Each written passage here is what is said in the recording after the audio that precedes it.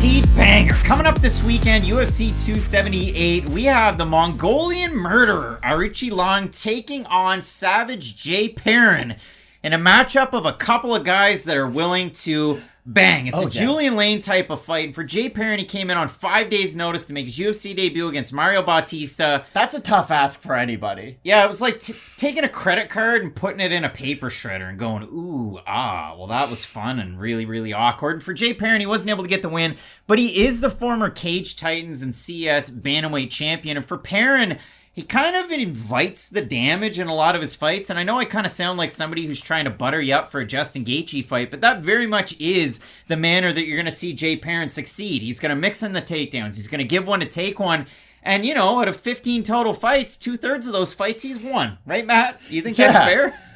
Is that what you want your legacy to be known? 15 men have tried and 5 have succeeded? I mean, it's better than being Artem Lobov. Like, I wouldn't be surprised if Jay Perrin walked into the cage and on his way in with Syndicate MMA, John Wood went, you know what, I'm going to take a book out of the Clay Guida playbook and we're just going to start slapping him to get him ready for this fight. It probably would fire him up. Well, he's going to be taking on China's Aoriqileng, a guy who spent time at Fight Ready, Haile Alatang at that gym that you will recognize, but there is, of course, Korean Zombie, Eddie Cha being the coach, Santino DeFranco, and we saw that out of Aoriqileng, his last fight, training out of the gym.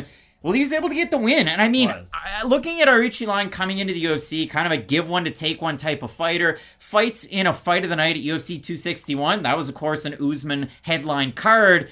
He took on Jeff Molina. Now, did he get dropped twice in the second round? Yeah. Did he get completely outstruck in the third round? Kind of. It was a lot of volume from Jeff Molina, but Aoriqileng just kept marching forward, throwing power shots of his own. Isolate those last 9 seconds and tell me who won the fight. Yeah, if you just watch the highlight pack, it was Aoriqileng's fight to lose. And if you look at his next fight, takes on Cody Durden, gets taken down early, but he rallied as that fight went along. So his last time out, he goes in there, he takes on Cameron Else. And it's got to be awkward, because for Jay Perrin, he trains at a Syndicate, and Cameron Else is probably whispering sweet nothings into his ear at Syndicate, telling him how to win, but it wasn't successful for poor old Cameron Else in that matchup. Aoriqileng looked great there. He was able to push his striking, and he has been an all-action type of fighter. So I really like this fight. Don't really know where either guy goes from here. And the other thing that I have to say, have it as 22-9 on the screen for Aoriqileng.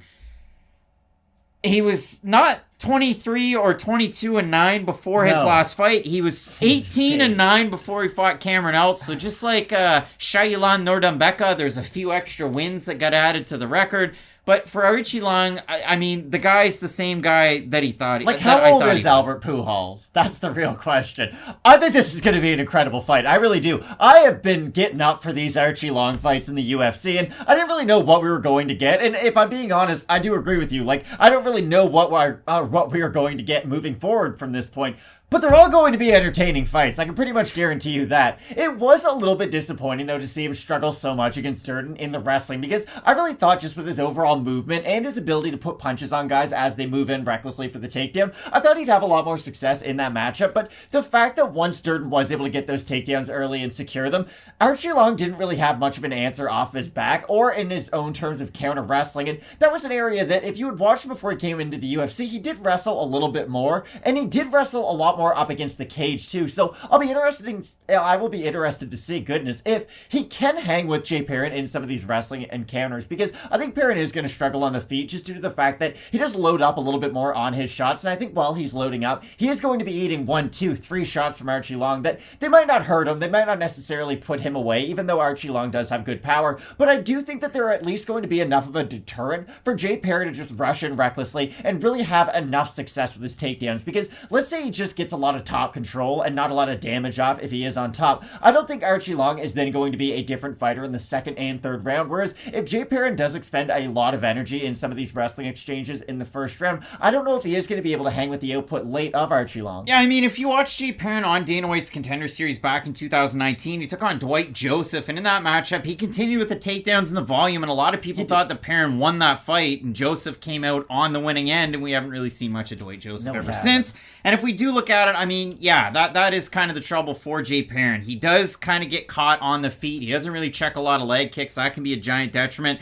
But the thing that I like out of him, we talk about this with usually like 1 or 2 fighters every weekend. He's pretty darn good at mixing his martial arts. When he wants to wrestle, he wrestles, grapple, strike. He can really do that very well. So I look at Aoriqi Long, a couple extra wins on the record, whether it's 22-9 when I went to make the graphic, as most sites had it. Now it's 23-9. Fortune, fame, mirror vein, gone insane. The memory remains. Aoriqi Long's kind of the same fighter to me. So just like the old Metallica lick. Wow. But I look at the odds here. Aoriqi Long open a -300. He is a -185 favorite in the matchup right now. Jay Perrin open +250, +153 or thereabouts. We have a look at the Tapology votes. They're a surprise to us as they are to you. I said in the last matchup, -200 or so, 72.5%. I'm going to do it again for Aoriqi Long. Over under 72%. I'll say under. And say under. It's over 727 total votes, 88% Aoriqi Long, 58% by decision, 37% by knockout. For the 12% that have Perrin, 76% by decision. Surprised that more people aren't picking Jay Perrin in this fight. And again, I know I said it at 72% or so, but for Perrin, he has that wrestling advantage over a lot of guys in the bantamweight division. He usually has a bit of a size advantage over most guys, so wrestling and size can win you a lot of fights in this division until you get to the upper echelon, and bantamweight is of that ilk right now. You saw that in the main event last weekend with Dominic Cruz's nose. Looked like Roger Huerta's There's nose. like 10 guys in that division who could be champ any other weekend. Wildness. But I look at this fight. I like the volume out of Aoriqi Long. I like the ability to mix up his power shots with the rest of his volume. I like him in this matchup for that reason. I would not be surprised, though, if Jay Perrin puts on a wrestling clinic and gets a decision win on his own. That's definitely the path of victory for Jay Perrin, and I do expect him to have some success with his wrestling early on. But in a full camp, too, right? Exactly. But at a certain point, I do think the pace of Aoriqi Long will eventually get to him, and I don't think it's going to be via TKO or anything like that. I do believe this is probably going to be a decision either way, but if it comes down to the wrestling of Perrin or the overwhelming volume of Aoriqi Long, I'm going to end up siding with the overwhelming volume of Aoriqi Long. Great training partners for Jay Perrin at Syndicate include Vince Morales, who was in his corner the last time, Cameron Eltz, who had just fought Aoriqi Long, Brandon Jenkins. Ooh. And Jordan Levitt. So good opportunity for Jay Perrin to get the win coming up this weekend. Both of us siding with the Mongolian murderer, too aggressive, Aoriqi Long to get the win. Big time card coming up this weekend, including Paulo Costa versus Luke Rockhold. Not a fight happening in 2018. It's happening in 2022. And in the main event, Kamaru Usman taking on Leon Edwards. You're not going to want to miss it. Keep it locked in with Fight Night Picks. We always say, let's get into it.